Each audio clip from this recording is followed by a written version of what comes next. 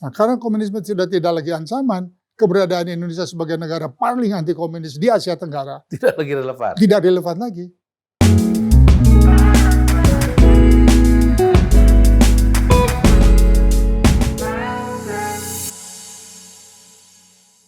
Saya bulan depan ini udah 80, jadi betul paling tua. Sebentar lagi meninggalkan 70-an. Bapak sudah masuk generasi 80-an. Boleh begini-begini boleh nggak? Boleh sekali, Pak. Ini kan beranda Bapak. Saya ingin langsung gas kencang, Pak, karena Bapak ini kan bisa berbicara apa saja. Tetapi saya ingin mulai dari soal yang agak serius, yaitu 2 tahapan hidup Bapak itu kan mengalami krisis. Sewaktu sekolah di Jepang ya, saya lupa di Tokyo apa di mana, tapi di Jepang. Tokyo. Pulang ke Jakarta dalam keadaan krisis setelah jatuhnya pemerintahan Soekarno. Betul. Setelah itu dalam kemelut menjelang jatuhnya Pak Harto, Bapak ada di dalam sebagai Menteri Senior, tetapi sekaligus ikut memulihkan dengan tanda petik ya, atau bisa dikatakan memulihkan bersama Presiden Baharudin Yusuf Habibie ekonomi kita sebagai Menteri Koordinator Perekonomian. Bapak bisa jelaskan nggak karakter 2 peristiwa ini, Pak? Kedua pemimpin pada waktu itu adalah pemimpin yang dengan caranya sendiri, dengan sifatnya sendiri karismatik. Bung Karno pemimpin karismatik sekali, kita tahu beliau pendiri Republik yang mengantarkan kita, bangsa kita ke kemerdekaan melalui perjuangan panjang. Dan pada waktu itu pun Orator bagus gitu ya? Orator yang bagus, juga pemikir yang bagus. Kalau kita baca tulisan-tulisannya, bukunya. Dan juga beliau tipikal sebetulnya pemimpin pasca kemerdekaan. Yang semuanya rata-rata adalah pemimpin-pemimpin yang berasal dari rakyat, pemimpin perjuangan yang karismatik. Abah Nehru, Gamal Nasser, ya, Nkrumah, ya. UNU. Jadi itu sebenarnya. Dan Tito. Buto barangkali ke belakang. No, Tito. Oh, Tito, Ya. maaf. Joseph Broz Tito. Castro juga. Nah, jadi memang karismatik.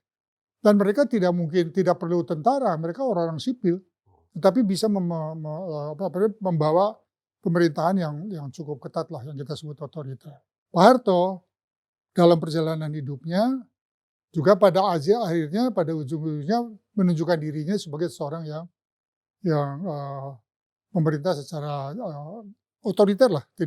Saya tidak mengatakan sepenuhnya otoriter, karena pada masa itu ada pemilihan umum, ada partai-partai segala macam. Keduanya juga karismatik. Dengan caranya sendiri Pak Harto juga karismatik. Dengan kejawaannya, dengan berbagai. Artinya Bapak ingin mengatakan mereka adalah pemimpin yang kuat gitu ya? Pemimpin yang kuat pribadinya. Dan menawan bagi orang banyak itu. Karena kepribadiannya ya. Itu satu. Kedua, beliau sangat dibutuhkan pada awal. Jadi figur Bung Karno sangat dibutuhkan pada waktu nation building kan. Bangun bangsa ini yang begitu sulit ya, bukan hanya perang kemerdekaan. Berebut kembali Irian Barat itu juga Irian Jaya sekarang luar biasa panjangnya. Menjaga keutuhan bangsa ini, PKI, pemberontakan PKI, DITI, PRRI, Parmesta itu sepanjang pemerintahan beliau hidup ada pemerintahnya di dalam konflik. Jadi tentu memerlukan presiden yang kuat dan tegas. Tapi pada akhirnya beliau sendiri hanyut oleh retorikanya. Contohnya retorika Nasakom gitu ya. Beliau percaya betul sehingga beliau terhanyut. Akhirnya kan beliau dikhianati sendiri oleh PKI. Pak Harto juga begitu. Terbawa oleh retorikanya, seakan-akan beliau tidak bisa digantikan. Dan semua orang di sekitarnya mengatakan beliau tidak bisa digantikan kan gitu. Dan beliau tidak pemimpin yang tidak mungkin salah lah. Jadi akhirnya selain melewati zamannya, itu juga terjadi dalam transformasi di dalam diri beliau masing-masing dari orang yang bersahaja, orang yang penuh komitmen, menjadi akhirnya merasa dirinya besar. Itu ada semacam tanda petik ya, karena nggak mungkin ditekan, tapi peer pressure itu ada nggak? Jadi lingkungan di sekitar Pak Karno, Pak Harto yang membuat mereka transformasi setelah 5 tahun pemimpin terus berubah Bapak rasakan nggak? Kan Bapak pernah merasakan zaman Pak Karno. Saya bisa merasakan sekali karena saya mahasiswa kan. Waktu kita kembali ke Undang-Undang Dasar 45 bulan Juli 59, RIS, saya ya, mahasiswa. ya. Saya mahasiswa. Jadi Pasca RIS ya. RIS kan tahun 50. Ya. Jadi kita Undang-Undang Dasarnya kan Undang Dasar 45, Undang-Undang Dasar yang tidak dilaksanakan sama sekali ya karena pemerintahannya juga parlementer dan sebagainya.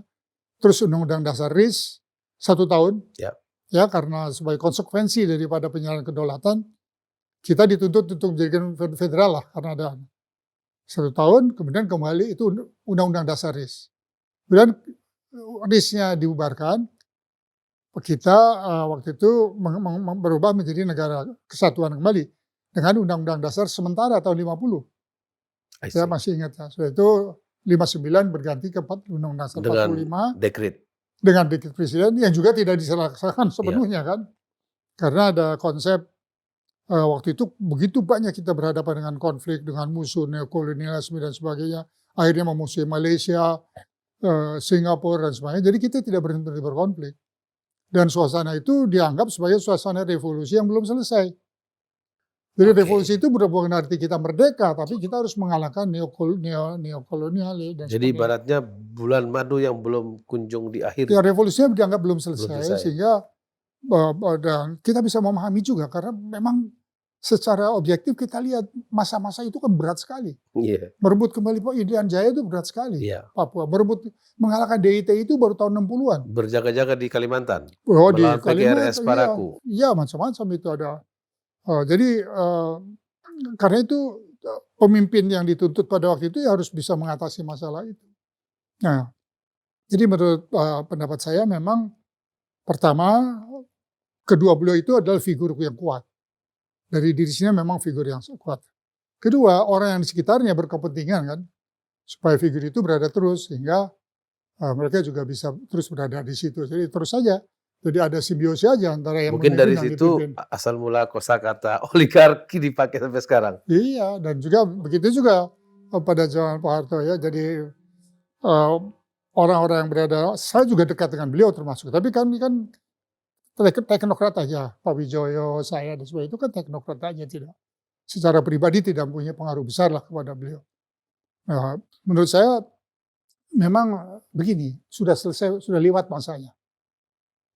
Sudah masa beliau tuh terlupa, sudah lewat. Dan kalau beliau misalnya tahun awal 90 gitu sudah menyerahkan gitu pada yang lain, itu luar biasa. Kalau kita lihat Pak, artinya setelah melewati katakanlah 15 tahun, sebenarnya kedua pemimpin ini harus mulai memikirkan pelanjut.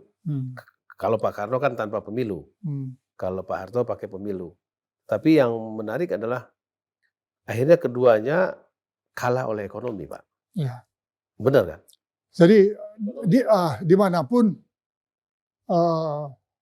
pemimpin yang dikatakanlah yang memimpin secara kekuasaan, secara kekuatan otoriter itu akan dikalahkan oleh karena tidak oleh karena semata-mata karena kesalahan atau konflik politik, tapi konflik politik yang dihasilkan oleh karena masalah ekonomi. Bung Karno juga begitu kan. Manakala kehidupan masyarakat sulit sekali, maka konflik sebetulnya kan upaya PKI untuk mengambil alih kekuasaan pada waktu itu juga kan sampai sekarang masih remang-remang gitu kan. Bagaimana hubungannya dengan Bung Karno, bagaimana dengan TNI kan masih banyak sejarah lah buku yang mengatakan berbeda-beda. Tetapi saya kira triggernya adalah ekonomi. Pada waktu ada Sunring itu kan triggernya sebetulnya berbagai hal. Di sini juga. Andai kata. Ini Anda ingin menyebut saat Pak Harto ya? Ya, pada tahun 97 itu tidak ada krisis. Andai kata tidak ada krisis. 97 itu tidak terjadi krisis moneter. Dari global kan ya? Ada dari global ya. Ini kan sebenarnya tidak dari, itu kan dari Asia sebenarnya. Betul. Karena di negara-negara yang berkembang yang cepat tumbuh ini terjadi euforia demikian rupa sehingga pinjaman-pinjaman itu masuk ya. Bahkan orang mau investasi. Berbagai media mengatakan macan Asia, segala macam Asia. Dan apa aja mau dibayarin. Jadi orang itu, uang itu mencari tempat investasi. Betul. Untuk investasi dan meminjamkan uang. Karena suksesnya. Nah, seandainya tidak terjadi, barangkali entah berapa lama itu bisa tahan Orde Baru setelah itu. Ya.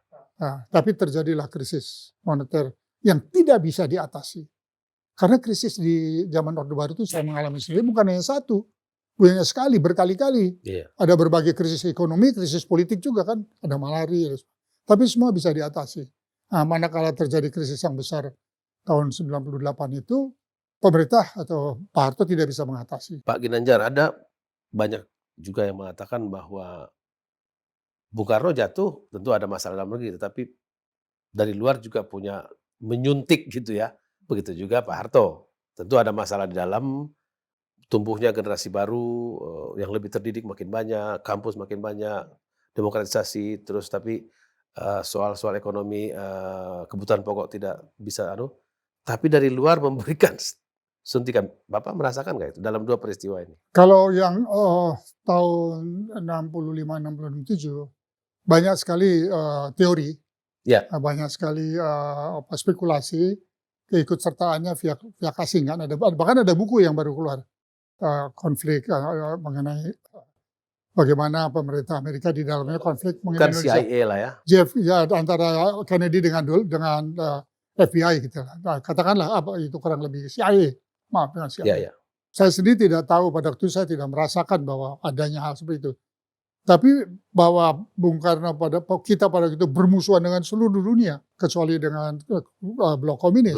Blok Timur Nah, ya. itu pasti semua orang berusaha untuk Ngerjain. menghentikanlah rezim ini. Iya. Kan begitu. Karena rezim makin dekat kepada Cina, makin dekat ada poros Jakarta Cina Pyongyang, Jakarta Beijing Pyongyang, terus ada Jakarta Moskow, Hanoi Moskow.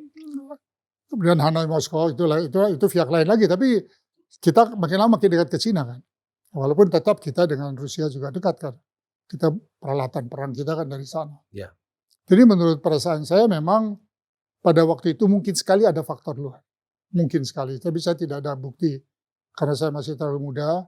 Nah, Waktu itu Bapak sudah masih mahasiswa atau sudah tentara?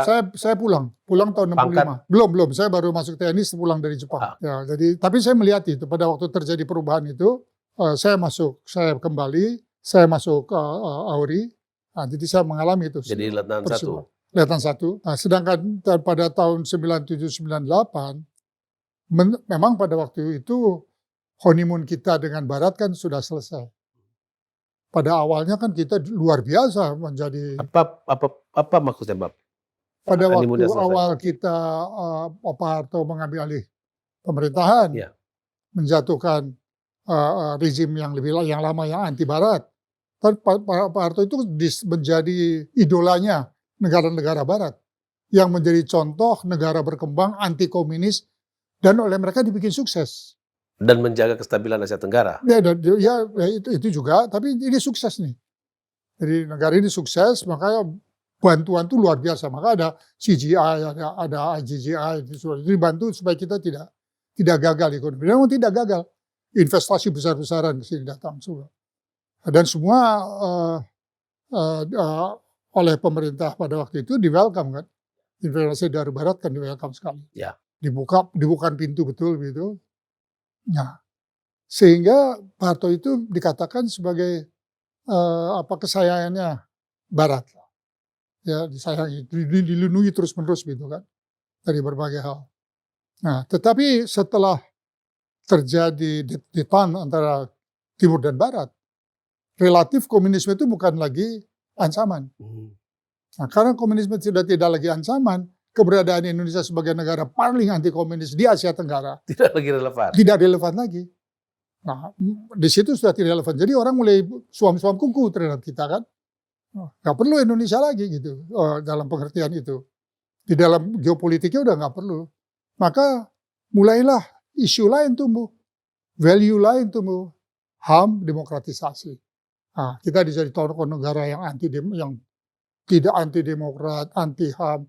Menjadilah makin muncul gitu. Artinya isu itu dulu terjadi Timur. Isu itu dulu tidak muncul karena Barat masih bersama kita. Karena kita masih bersama Barat masih bersama kita, dan mereka perlu Indonesia. Waktu dia buka ini, para aktivis internasional langsung masuk kira-kira Begini, gitu ya? perang Vietnam kan selesai. Ya. Jadi mereka kan takut sekali itu penularan ke sini nih, ke Australia gitu. Jadi Indonesia itu penting sekali. Benteng terakhir lah di daerah sini kan, karena di Vietnam kan ramai terus. Ya. Jadi di kita jadi semacam benteng yang penting sekali. Tapi manakala ancaman itu sudah tidak ada, jadi secara relatif nggak butuh-butuh amat. Nah, timbullah isu-isu lain, demokratisasi dan hak asasi manusia. Nah, kita kedua-duanya dinilai buruk sekali. Nah, mulailah macam-macam tuh, mau diembargo lah, kita tidak dikasih dan bantuan peralatan militer, latihan-latihan militer diberhentikan. Nah, itu menampai puncaknya pada waktu masalah Timur Timur. Maaf Pak, Bapak kan di dalam pemerintahan. Kenapa kita nggak bisa kita kan katakanlah pernah mengalami swasembada pangan, Ya, mengurusi kesehatan dengan baik, kita punya betul, pendidikan. puskesmas, ya pendidikan, SDM, tapi kita tidak punya katakanlah tanda petik lah kemandirian politik.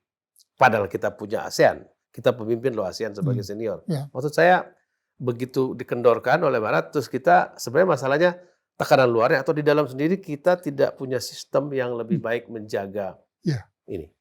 Jadi begini, memang agak menarik ya. Ke dalam kita kok aman sekali, kokoh sekali, kuat sekali.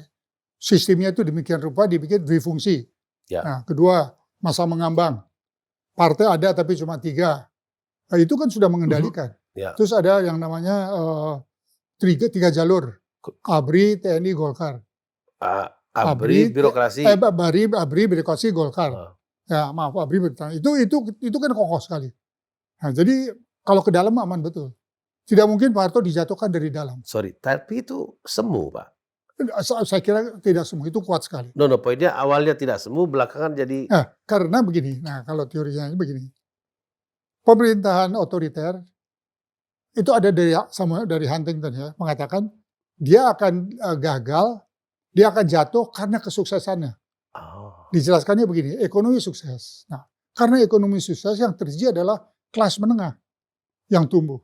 Jadi kelas menengah itu adalah orang-orang kaum profesional, pengusaha-pengusaha yang kehidupannya bisa bebas daripada pengaruh pemerintah. Negara ya. Jadi dokter, lawyer, artis, seniman, terus pengusaha-pengusaha kelas menengah.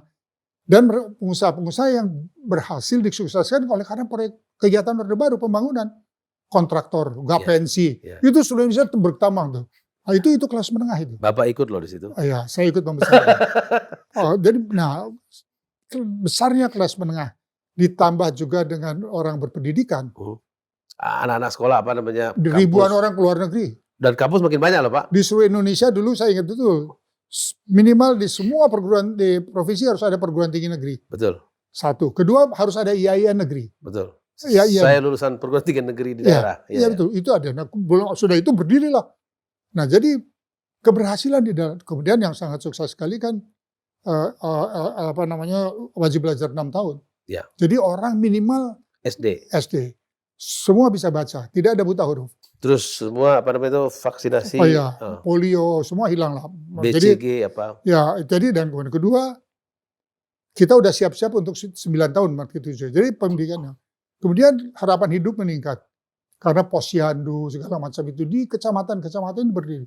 Jadi pendidikan meningkat, kesehatan meningkat, orang usia harapan hidupnya lebih banyak. Secara kualitatif terjadi juga emansipasi gender. Kaum anak-anak perempuan mulai sekolah, ya itu kan juga melepaskan keterikatan kan, kekakuan di dalam. Jadi semacam inner dynamic yang muncul. Nah, terjadilah itu. Maka manakala dia mencapai critical mass, tinggal menunggu cetusan. Kebetulan ada problem. Dan 97 itu sudah cukup kokoh. Siapa orang-orang yang berdiri di depan itu? Itu kan mereka yang disekolahkan ke luar negeri, tokoh-tokoh itu. Ya, semua Amin Rais, Gus, semua Arifin Panigoro. Bahkan anak mudanya sebagian itu baik yang jadi wartawan, aktivis yang ikut membantu mahasiswanya, mungkin pernah bertahun-tahun dapat beasiswa Super Semar. Iya, sebagian besar. dan para pemimpinnya tamatan ITB, tamatan UI itu kayak sekolah negeri. Iya, segala itu. Nah, jadi memang keberhasilannya menjadi penyebab kejatuhannya. Itu ada teorinya, ada rumusannya. Jadi ada contoh di negara lain juga begitu. Oke. Jadi the middle class itu yang menjatuhkan. Di Mesir yang menjatuhkan rejim itu middle class. Yang di Tahrir Square ya. Ya, itu middle class. Orang yang kaya nggak ikut. Yang kaya Mereka jatuhkan Mubarak, tapi karena si siapa namanya ini Nursi ya, tidak juga dijatuhkan lagi. ya betul. Oke. Karena jadi yang menjatuhkan itu bukan orang yang sangat kaya, karena dia biasanya terkait sama yang berkuasa. Yang lapisan atas itu berkait dengan kuasa. Ini yang tengah ya. Lapisan bawah itu belum cukup kuat tentu. Jadi yang menengah. Manakala lapisan menengah kelas ini mencapai atau kekuatan yang cukup ya untuk meledak itu, critical mass itu terjadi.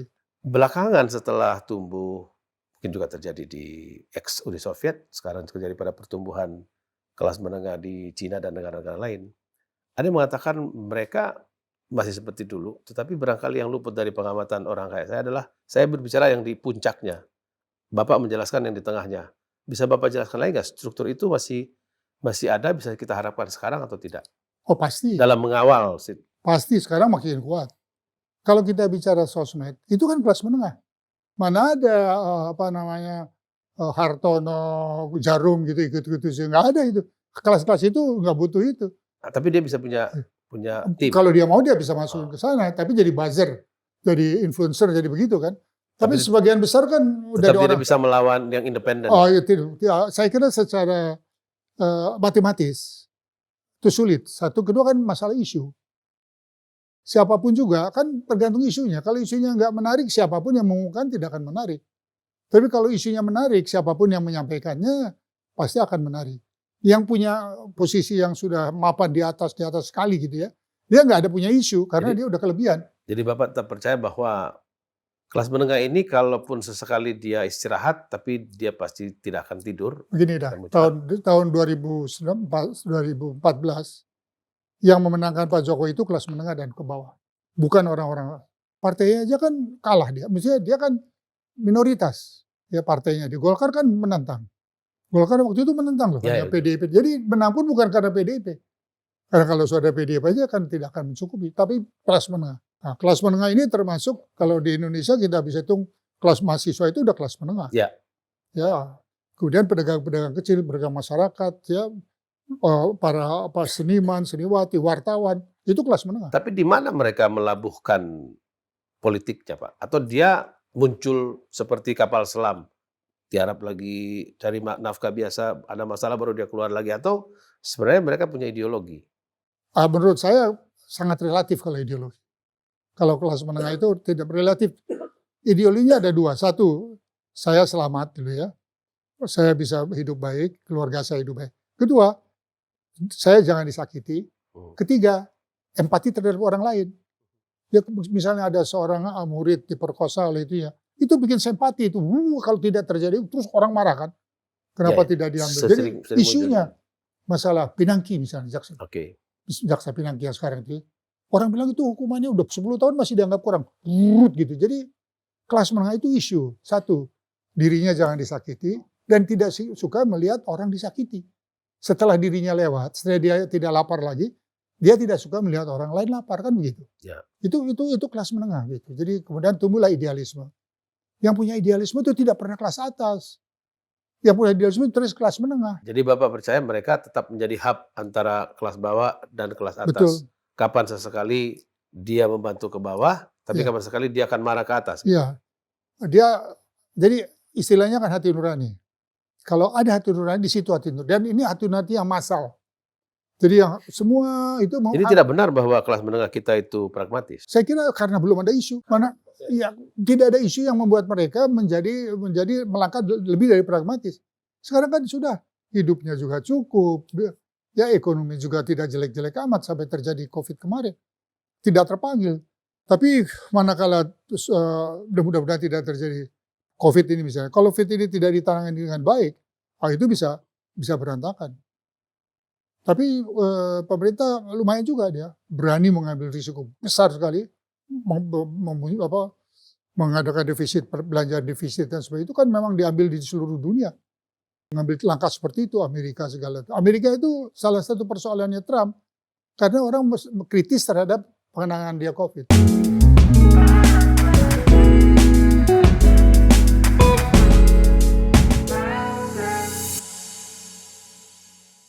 Artinya orang-orang kecil, sedikit orang di sekitar menteri itu lebih berkuasa dirjen-dirjen yang sudah seumur hidupnya di sana.